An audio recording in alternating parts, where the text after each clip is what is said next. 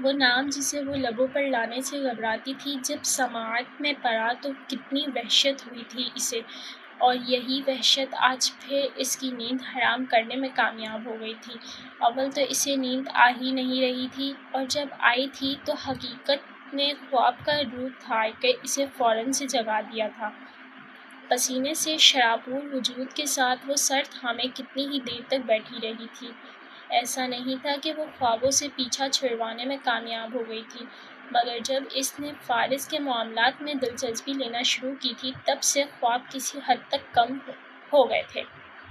مگر آج پھر ہتھیلی کی پشت سے آنسو صاف کرتے ہوئے اس نے بے ساختہ سر اٹھا کر فارس کو دیکھا تھا۔ سچ شکر کہ وہ گہری نیند میں تھا، سچ شکر کہ وہ اس کی وجہ سے آج بے آرام نہیں ہوا تھا۔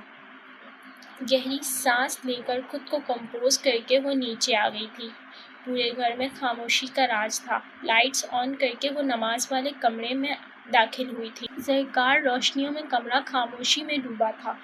آواز اس کی پھولی سانس کی تھی یا اس کی دھڑکن کی، جو اسے کان میں گونجتی ہوئی محسوس ہو رہی تھی۔ دن بھر خود کو مضبوط ظاہر کر کے تنہائی میں وہ ہر نقاب چہرے سے اتار دیا کرتی تھی۔ جو وقت اس آیت کے ساتھ گزارتا تھا وہ حقیقت اسے اندر اور باہر سے ایک ہی کر دیتا تھا۔ وہ اب ذہن کو ماضی سے بھٹکانے کے لیے اپنا فوکس اس آیت پر جما رہی تھی اور غور کر رہی تھی ان سوالوں پر جو اس کے اندر سر اٹھا رہے تھے۔ پچھلے ایک ماہ سے اس کی یہی روٹین تھی۔ پچھلے ایک ماہ سے وہ اپنے اندر بڑھتے ہوئے اس شور سے پیچھا چھڑوانے کے لیے یہی کر رہی تھی۔ پہلے وہ نصیب، قسمت، زندگی، مصائب، آزمائش اور محرومیوں کی بھول بھلیوں میں گم رہا کرتی تھی۔ اب سکون کی تلاش میں وہ خود کو ان نشانیوں کے سپرد کرنے لگی تھی جو کچھ دیر کے لیے ہی صحیح اسے دکھ و آلام کا دوسرا رخ دکھانے لگتے تھے۔ وہ راز جو حرف میں چھپا تھا وہ ابھی پرعیاں نہیں ہوا تھا۔ وہ معانی جو سمندر کی طرح گہرے تھے، ان میں وہ غرق نہ ہوئی تھی۔ سب کچھ مبہم تھا، غیر واضح، چھپا ہوا۔ مگر اس رات ایک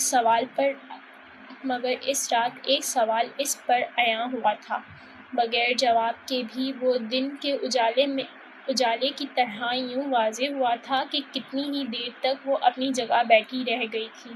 سوال تمہیں اس آیت تک لائے گا جنت، سوال ہی تمہیں اس کی معانی سمجھائے گا۔ الف پر نظر جمائے وہ اپنی جگہ سے اٹھ کھڑی ہوئی تھی۔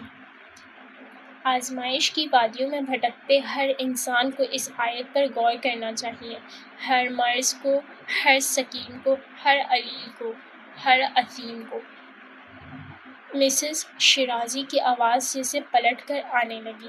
اس آیت کا صرف وہ مطلب نہیں ہے جو ہم اکثر پڑھتے یا سمجھتے ہیں، اس کا ایک اور مطلب اس کے حرف میں کہیں چھپا ہے۔ اور وہ حرف پر نظریں جمائے کھڑی رہ گئی۔ بے شک ہر مشکل کے ساتھ آسانی ہے۔ کمرے کی دیوارگی کھڑکیوں پر سے پردے ہٹا کر اس نے مسز شیرازی کو دیکھا، جو سامنے ہی ویل چیئر پر برجمان کوئی کتاب ہاتھ میں لیے بیٹھی تھیں۔ سر اٹھائے اب وہ جنت کو دیکھنے لگی، جو سنگل صوفے پر اس کے سامنے بیٹھ گئی تھی۔ میں نے کل بہت سوچا اس بارے میں، وہ کپ میں چائے انڈیلنے لگی، اور کل رات ہی میرے ذہن میں خیال آیا۔ حالانکہ میں اس آیت کو بارہا سنا ہے، بارہا پڑھا ہے، اور اس کے ذریعے اپنے ناتو دل کو بارہا تسلی بھی دی ہے، مگر میں کل پہلی بار اس پر حیران ہوئی ہوں۔ اس نے چائے کا کپ مسز شیرازی کو پیش کیا تھا۔ وہ بہت توجہ اور یکسوئی سے سنتے ہوئے اس کی آنکھوں میں دیکھ رہی تھی۔ جنت کہاں تک پہنچ گئی ہے شاید وہ بھی جاننا چاہتی تھی۔ آیت میں مشکل کے لیے لفظ عسر استعمال ہوا ہے، جس کا مطلب ہے ایک مشکل۔ اس حساب سے دیکھا جائے تو آسانی کے لیے بھی یہاں لفظ یسر استعمال ہونا چاہیے تھا، مگر اللہ نے لفظ یسرا استعمال کیا ہے، الف کے ساتھ۔ اب وہ اپنے کپ میں چائے نکال رہی تھی۔ پہلے مجھے لگا شاید یسر کی ہی جمع ہوگا، مگر جب میں نے اس کی جمع مفردات وغیرہ دیکھے تو معلوم ہوا یہ وہ بھی نہیں۔ یسر ایک آسانی، یسرین دو آسانیاں، ایسار دو سے زائد آسانیاں۔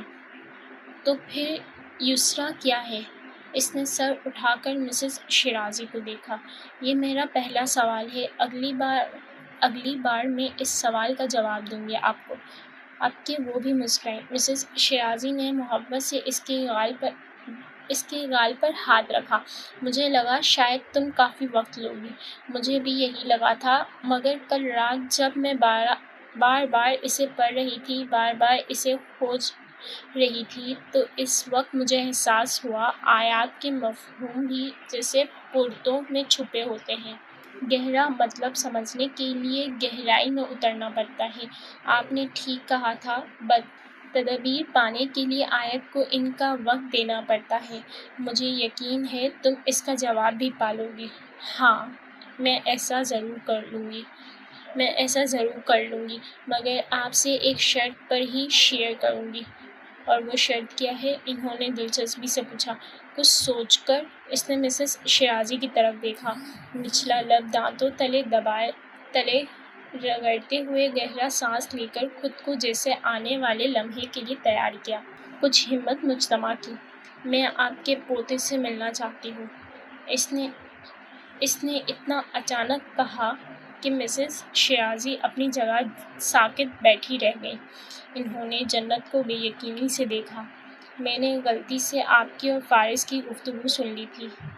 جھکی نگاہوں سے اس نے اپنا جرم کا اعتراف کیا۔